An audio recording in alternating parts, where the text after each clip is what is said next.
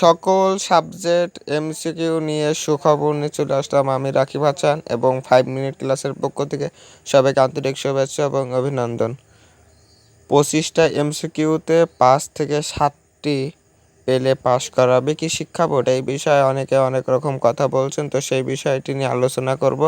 HSC exam 2024 good news. তাহলে তো বুঝতেই পারছেন গুড নিউজ বলতে কি বোঝায়। তো আপনাদের মাঝে সেই কথাগুলো আজকে উপস্থাপন করব। 5 থেকে 7টি এমসিকিউ পেলে পাস করাবে 25টা টিকের মধ্যে। তো এই বিষয়ে আলোচনা করছি।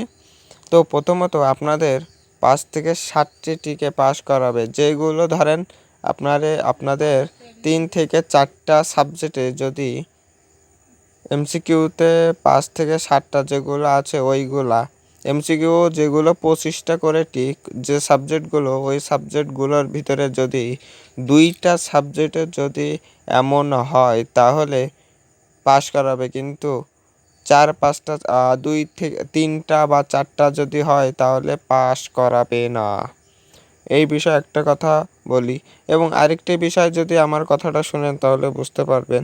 আমি যখন এসএসসি পরীক্ষা দিয়েছিলাম তখন আমি গণিতে যে সাবজেক্টটি ছিল তখন পরীক্ষা দিয়ে আসার পরে আমি বাসায় এসে এমসিকিউ মিলিয়েছিলাম। তো আমার 7 থেকে 8টি টিক হয়েছিল। কয়টি টিক হয়েছিল? 8টি। তো আমি যখন পরীক্ষার রেজাল্টটা পেলাম, এসএসসির রেজাল্টটা পেলাম, তখন আমার এমসিকিউতে হয়েছিল কয়টি জানেন? 17টি এমসিকিউ হয়েছিল। যারা আমার প্রথম থেকে আমার ভিডিওগুলো দেখে আছে তো তারা হয়তো বা এই কথাটা জানে। তো যারা নতুন তাদের উদ্দেশ্যে এইটা বললাম আবার নতুন করে। সেজন্য এমসিকিউ নিয়ে দুর্ভাগ্যের কোনো চিন্তা নেই। এইগুলো 100%-এর থেকে 70% সঠিক।